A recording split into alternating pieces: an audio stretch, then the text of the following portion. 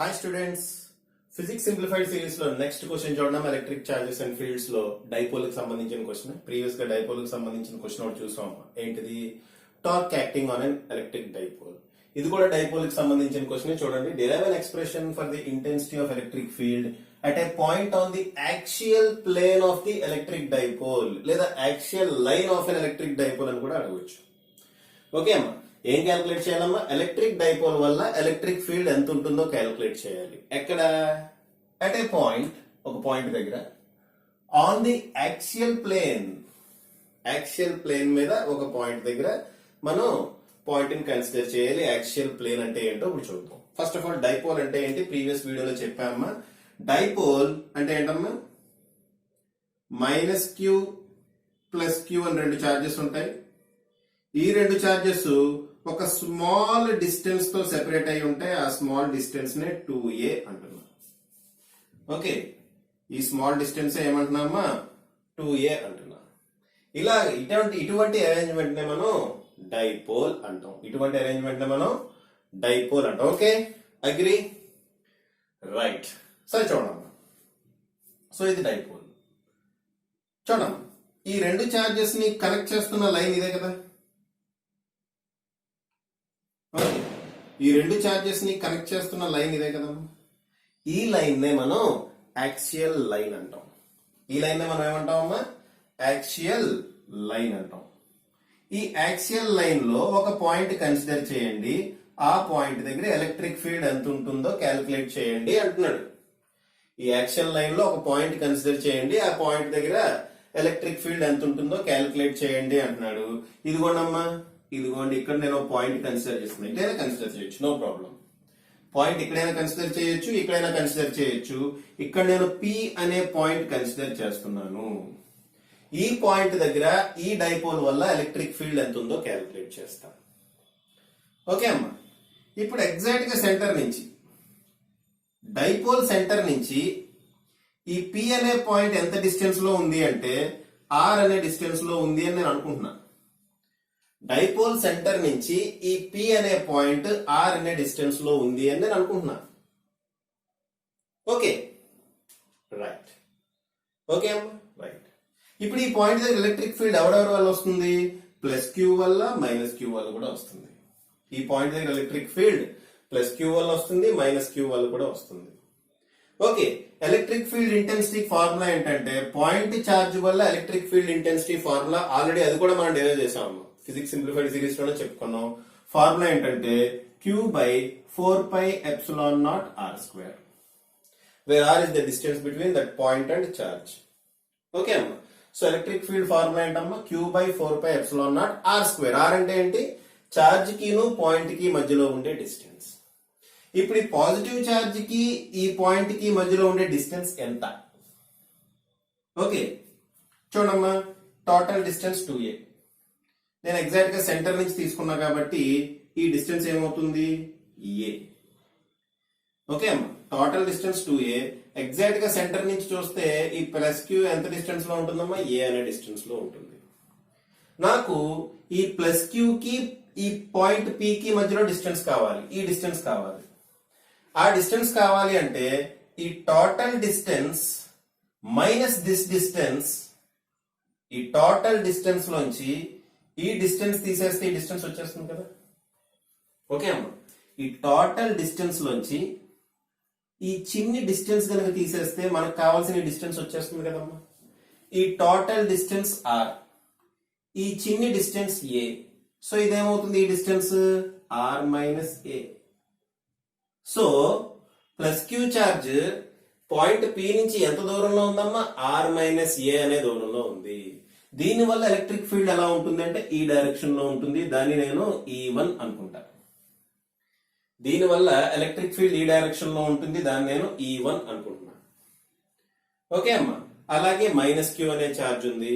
Minus Q అనే charge point P నుంచి ఎంత దూరంలో ఉంది అంటే this R plus this distance. అంతేనా? ఇక్కడి నుంచి ఇక్కడ డిస్టెన్స్ కావాలి. నేను ఈ డిస్టెన్స్ ప్లస్ ఈ డిస్టెన్స్ మెజర్ చేస్తా. ఈ డిస్టెన్స్ ఎంతమ్మా? a. సో ఈ టోటల్ డిస్టెన్స్ ఏమవుతుంది? ఇక్కడి నుంచి ఇక్కడికి డిస్టెన్స్ ఏమవుతుంది? R plus A, R plus A, అదే కదా మైనస్ క్యూ నుంచి డిస్టెన్స్. సో దీని వల్ల కూడా ఎలక్ట్రిక్ ఫీల్డ్ ఉంటుంది, బట్ అది ఆపోజిట్ డైరెక్షన్ లో ఇలా ఉంటుంది. దాన్ని నేను E2 అంట. అయితే మనకి ఇక్కడ అర్థమవుతుంది చూడమ్మా, ఈ రెండు చార్జెస్ సేమ్, కానీ ఇదేమో ఈ పాయింట్ కి దగ్గరగా ఉంది, ఇదేమో దూరంగా ఉంది. ఓకే, దీని వల్ల ఎలక్ట్రిక్ ఫీల్డ్ E1 ఇలా ఉంది, దీని వల్ల electric field E2 opposite direction లో ఉంది. కాబట్టి నెట్ ఎలక్ట్రిక్ ఫీల్డ్ ఇక్కడ ఈ డైరెక్షన్ లో ఉంటుంది. ఆ నెట్ ఎలక్ట్రిక్ ఫీల్డ్ దేనికి ఈక్వల్ అవుతుంది అంటే E1 మైనస్ E2 కి ఈక్వల్ అవుతుంది. ఎందుకంటే E1 ఆ డైరెక్షన్ లో ఉంది, E2 ఆపోజిట్ డైరెక్షన్ లో ఉంది. నెట్ కావాలంటే ఏం చేస్తామమ్మా, దిస్ మైనస్ దిస్, ఇది పెద్దదమ్మా. E1 వాల్యూ ఎక్కువ ఉంటుంది ఎందుకంటే Q దగ్గరగా ఉంది. ఓకే, ఈ Q బాగా దూరంగా ఉంది కాబట్టి దీనివల్ల ఎలక్ట్రిక్ ఫీల్డ్ ఈ పాయింట్ దగ్గర తక్కువగా ఉంటుంది. ఓకే అమ్మా, సో E1 ఎక్కువగా ఉంటుంది, E2 తక్కువగా ఉంటుంది కాబట్టి net electric field equal to E1 minus E2 అని రాస్తాం. సో ఇది టోటల్ గా ఇక్కడ జరిగేది. ఓకే అమ్మా, అదే మనం రాసుకున్నాం. Consider point P on the, ఇక్కడ consider electric dipole consisting of 2 equal and opposite charges minus Q and plus Q separated by distance 2a.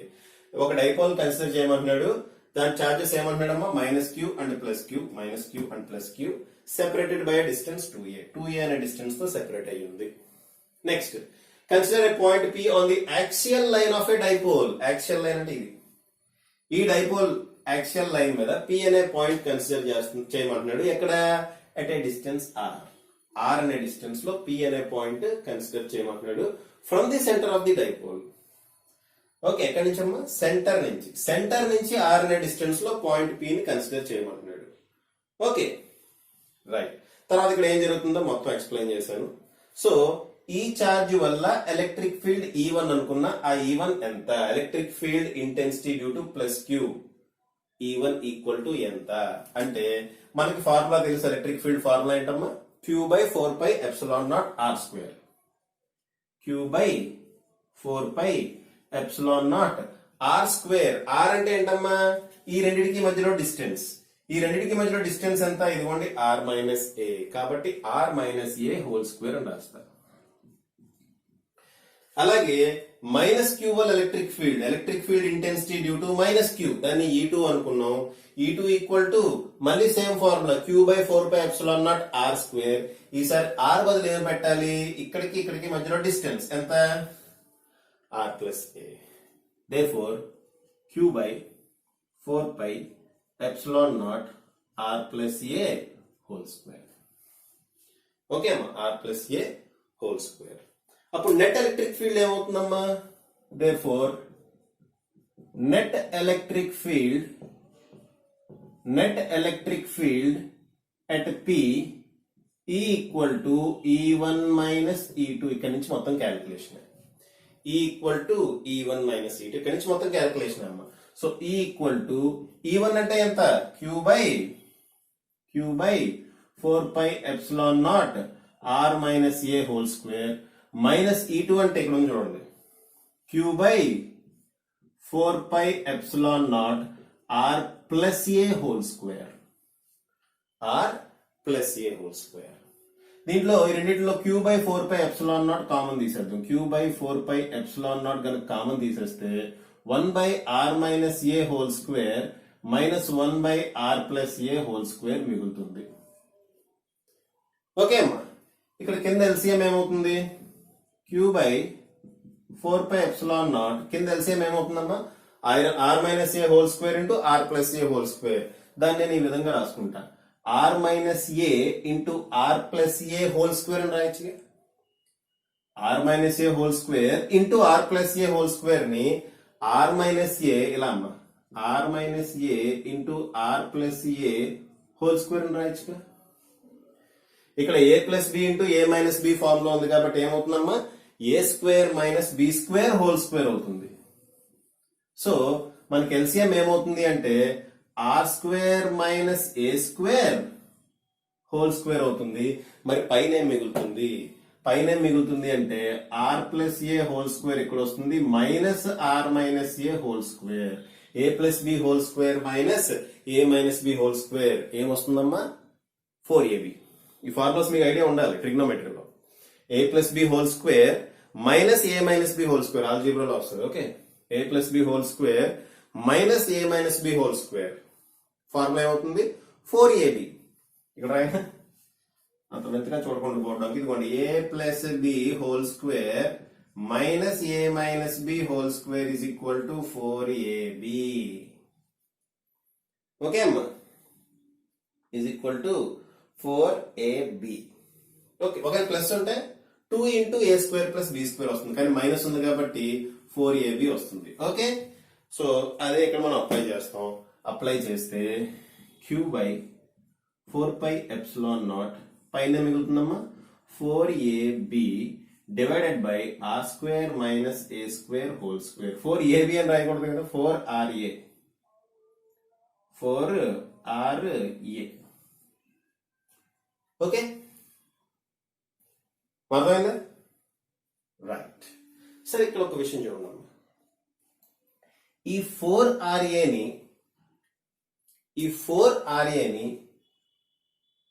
q into 2r into 2a అని రాస్తా. రాయకూడదా?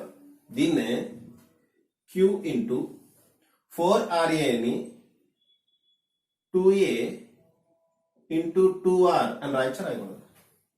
Divided by 4 pi epsilon not R square minus A square whole square రాయచ్చు కదా. ఎందుకు అలా రాశానంటే q into 2a అంటే ఏంటి?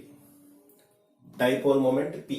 Okay, ప్రతి dipole కి డైపోల్ మూమెంట్ ఉంటుంది. ఆ డైపోల్ మూమెంట్ ఫార్ములా ఏంటి? డైపోల్ మూమెంట్ ఏ డైరెక్షన్ నుంచి ఏ డైరెక్షన్ ఉంటుంది, ఇలా ఉంటుంది. నెగిటివ్ డైరెక్షన్ నుంచి పాజిటివ్ డైరెక్షన్ ఉంటుంది. ఇవన్నీ మనం మాట్లాడుకున్నాం ప్రీవియస్ వీడియోలో. ఓకే అమ్మా, డైపోల్ మూమెంట్ నెగిటివ్ డైరెక్షన్ నుంచి పాజిటివ్ డైరెక్షన్ వైపు ఉంటుంది. Therefore p equal to q into 2a. దాని magnitude p equal to q into 2a. Direction ఏంటంటే మైనస్ ఛార్జ్ నుంచి పాజిటివ్ ఛార్జ్ ఉంటుంది. ఫిజిక్స్ లో, కెమిస్ట్రీలో రివర్స్ ఉంటుందమ్మా. ఓకే, కెమిస్ట్రీ గురించి ఇప్పుడు మనకు వద్దు, ఫిజిక్స్ గురించి మాట్లాడుకుందాం. ఓకే, సో ఇది విషయం. ఇప్పుడు q ఇంటూ 2a బదులు నేను రాయొచ్చు p రాయొచ్చు కదా. ఓకే, ఇంకో విషయం. సరే, ఇది రాసేస్తాను. q ఇంటూ 2a బదులు p రాసేస్తా. ముందు 2r రాసేద్దాం, 2r ఇంటూ p రాసేద్దాం. Divided by 4 pi epsilon not R square minus A square whole square రాసేసాం. ఓకే, ఇదంతా ఏంటమ్మా? ఎలక్ట్రిక్ ఫీల్డ్ E కి ఫార్ములా. అయితే చూడమ్మా, అయితే ఇక్కడ ఏం జరుగుతుంది? ఈ ఏ అనేది very very small. Okay, the distance between two charges in dipole is very very small. Previous వీడియోలో ఈ చెప్పుకున్నామమ్మా. Two charges separate, two equal and opposite charges separated by a very small distance is called electric dipole అని చెప్పాను. అంటే ఈ 2a అనేది చాలా చాలా స్మాల్ డిస్టెన్స్.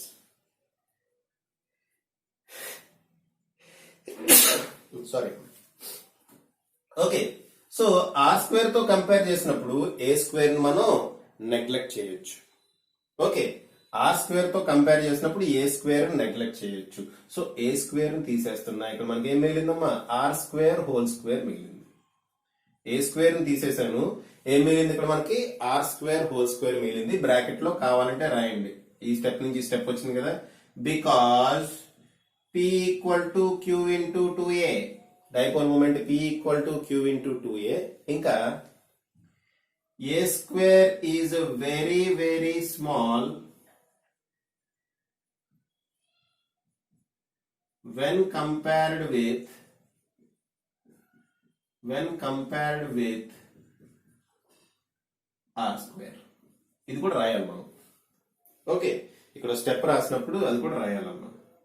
ఏ స్క్వేర్ ఎగరగొట్టేసాం. ఎందుకు ఎగరగొట్టాం రాయాలి. ఎందుకు ఎగరగొట్టాం అనేది రాయాలి. A square is very very small when compared to R square. ఇక్కడ q ఇంటూ 2a బదులు p రాసాం. ఎందుకు రాసాం? Because dipole moment p equal to q into 2a. ఆ రీజన్ రాయాలమ్మా. Okay, right.